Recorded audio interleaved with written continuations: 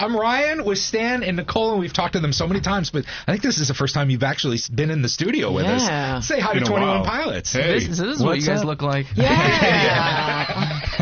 Well, last time we saw you, you were in a tuxedo. Yeah, well, anyone on audio, you're not missing much. It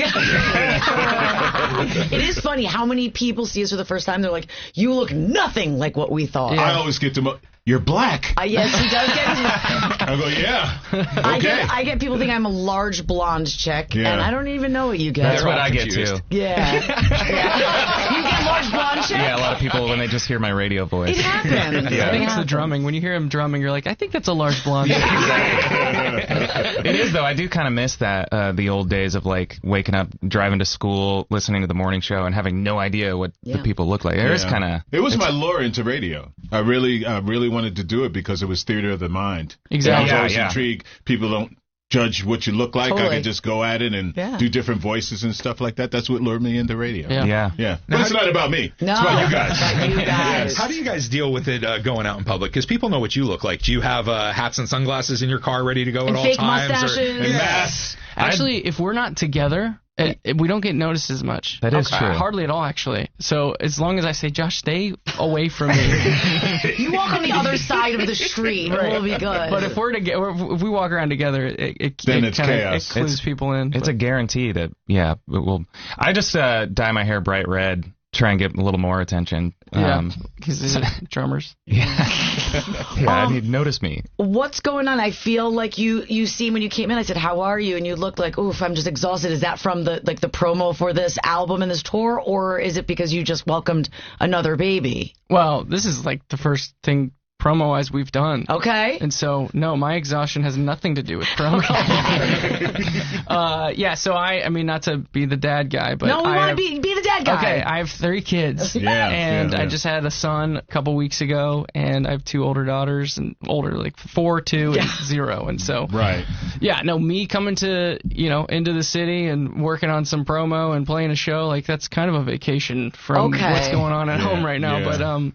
But we're having a good time. Well, I'm the dad of the show, so I know you felt really something when you had. So I should be looking over here. You should. I've got all the advice. It'll all come to you. Let me ask you this: do you think that it goes by fast? Yes. Okay, because right now it feels like it's going very slow. Let me forewarn you of something. You have 304. That's fine. Especially with your boy, get your hugs and kisses now. Okay. Get your hugs and kisses now, because they're gonna be Dad. They're not gonna want that at all. Yeah. Did you go for the boy? Like, were you like, we have 2 girls, let's try one more shot for the boy? Because I had friends that just did that, and I was like, you have to be okay if you have 3 girls, because that might happen. I was actually very prepared to be the girl dad. Okay. I wanted actually a 3rd girl. I thought that I was like, I'm set. I got people to take care of me for the rest of my life. All the pros that come with having girls, and then when I found out it was a boy, I had this very weird feeling of, because I own some farmland around where I live, and I always thought maybe I would like develop it or whatever, sell it or whatever. And the first thing that came over me when I found out that I had a son was, I must keep my land. I must. And are you Uncle Josh? Yeah, it can be hit or miss. They're Josephs. So, it can be a hard sell. But, it's cool to watch Tyler as a dad, and it's cool to watch those little girls, specifically, like, will be on the road, and they'll FaceTime Tyler, and it's like we met when we're in our early 20s, and now seeing Tyler have kids that like miss him around the house and stuff, it's like, it's cool to see. We're at Morning Mashup on Instagram. 21 Pilots is with Stan, Nicole, and I. And for the lead up to Clancy, you sent out letters to people. Cool. Was it 1,500 people? Yeah. How did you pick which 1,500 people were going to get the secret promo letter? We just picked the hottest ones. Nice. That a boy. Definitely send it to her. Yeah, it was we set up a swipe left right situation. No, but where do you guys come up with this stuff? I mean, it's a very innovative sort of fun thing to do. Yeah, I mean, Josh and I we're in charge of the nothing to something when it comes to the music, and obviously a lot of the stuff that goes on behind it, the story that's going on behind it, we're the ones that come up with that. But we also have a really awesome creative team that we've known for a really long time to help us. Like, how do sometimes I don't know how best to communicate and connect with the fans necessarily. I know how to communicate with them through music and through shows. But then after that, we're surrounded by a lot of really creative people that have helped us out, and one of which was the proponent of the letters being sent out to everyone and everything. So it was awesome. And are you like regretting or pleased with, not attempting? I mean, you succeeded with to do videos for every song. I feel like that is not something that people do. Yeah. So yes, we're almost there. Okay. We're almost there. Are you like, why did we do this? I can taste. It's funny. I told my manager before we started this kind of whole thing. I was like, if this goes well, I don't know if we're gonna take a big break after this or whatever. But I was like, if this goes really well, like maybe we'll let's hit it again afterwards. And that was before we started recording 14 music videos, and now I'm like, I don't know if my body can take it. My hips hurt. Well, you said some of them are gonna be you're gonna throw some money and effort behind, and some of them are gonna be a little more low budget. So how do you make the decision what's going to be what? Well, so actually in 4 days we shot 5 videos, and then in another span was in 5 days, I think it was another 4, and then there was 3 or 4 that we lopped off that we spent more money on and spent more time on. But it was intense. I talked because it was a small crew. It was a couple of people on camera, a couple of people working with, helping us with build the fire and put it out and make sure we don't, burn down the neighborhood, stuff like that. And we make news. We're still all active in the thread that we had back then, because it was just it was kind of like a summer camp type of experience with them. So yeah, it was amazing. We're excited for you guys to see it all. Just speaking about the videos, this is your directorial debut. Yeah, right? Josh Dunn directed our last music video for Backslide. Yep. Which, that's cool, but Tyler. What? I mean, he's been directing, videos of some capacity since the beginning of our career. So everyone makes a big deal of it, but, Tyler's the ensign. I did ask him afterwards, like, you want to do it again? He goes, I don't want to do that one. It's, you learn a lot. And sometimes, I think like walking into a video shoot, with a director, you kind of take for granted the amount of like preparation and work and thought put into how the day is going to go and the amount of time in between. I don't know a ton about lenses and lens swaps, and so there's kind of this time accounted for that you're like, oh, I didn't know that this would take 30 minutes, and so it all worked out, but it's harder work than you would think. It is, and lighting is so important, and the weather. You gotta determine how the weather is, especially in Columbus, Ohio. Yeah. Speaking of Columbus, you guys are doing 3 shows in your hometown when you go out on the road. It's gonna feel good. It is. It's enough shows for me to be like, you know what? I wonder if my landscapers want to go to a show. Come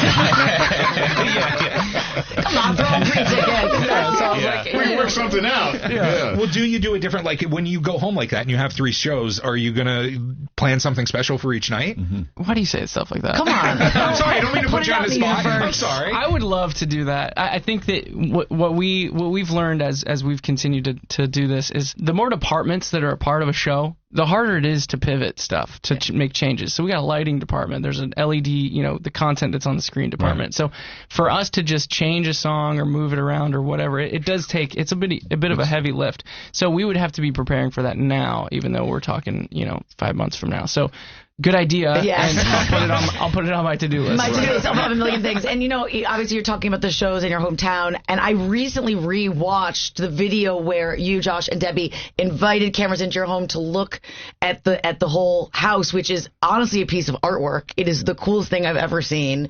And I just feel like if the whole directing thing isn't for you, I think you have like a career side hustle in interior design. That place is sick, man. Oh, thanks. Yeah, it's a weird place. Something that they do have is a sculpture of The Rock, who we recently had on the show. Does he give you words of wisdom? Do you say a prayer to him each day? I mean, pretty much, yeah. We'll kind of like rub his bald head before going to bed every night. Yeah. My brother's wife actually sculpted that, which is cool. I didn't know there were sculptors still. Yeah, she's one of the rare few. She's really talented. That's what we wanted. It is kind of like when you give big kids some space to play. Yeah. I think I kind of just wanted a place that I didn't really have to leave. Yeah. So I just kind of put everything, just like throw everything in there that I would want to do throughout the day, whether it worked or not. That's what we wanted. Yeah, I know. I'm obsessed with it. It's awesome. Right. All right, the mashups on Hits 1. I'm Ryan. Good morning, Stan. Hey, good morning, man. Good morning, Nicole. And Clancy's out May 24th, and right here to tell us all about it is 21 Pilots, Stan. Got a chance to hear the album. My favorite so far is Midwest Indigo. Oh, nice. So good. Thank you. You guys do a great album. You could just sit there and go like, wow, and everything you think, oh, that's pretty good. They ain't going to outdo that. You didn't, and you do do. The next song than you do. And, you know, we've been with you since day one. Yeah. I love your shows, too. Can we go to one? Maybe I think we know a guy that might be able to help us. Yeah, we know a guy. Maybe we know a guy. Tyler's landscaper. So, like, how long does it take for you guys to get sick of a song? Like that obviously you like have huge hits, and then there's songs that like like one of ours. You're saying? Yeah, like if you're on stage and like I've sung this song a million times, which you have to do because the fans sometimes want to hear those songs. Has there ever been a song where you're like, I can't sing this again? I think that I've never really understood, because you hear these stories about artists that get sick of their own song. Yes. But man, when you start a song and you feel a room full of people all recognize that song together and get excited for it, that's hard to top. Okay. So I don't know. That makes me happy. I don't know. I think that's kind of something that maybe artists, it's cool to talk about. Okay. It's cool to have that angle about your own stuff. Yeah. And I just don't think we feel that way. I like that. We love it. Everyone who stops leaves a question for the next guest, so we get yours now. The question for the rich and the famous. Hey, it's Dua Lipa, and my question for you is, what color socks are you wearing today? Dang. Tyler, you have pink socks on? I don't. I think it's just white socks. White. Yeah. White socks. Okay. Sorry, Dua. Mine are kind of like green and they're like tie-dye. They're like a tie-dye, tie-dye green. I wear all black, and so in order to like feel exciting, I just all the stuff underneath the clothes, I do the color. Oh, that's right. So he's wearing a black shirt and a black pants, but everything underneath is it's popping. Yeah. Oh yeah. Well, guys, thank you so much for being here. Yeah. Race, place to place, adding weight. Tendencies on repeat.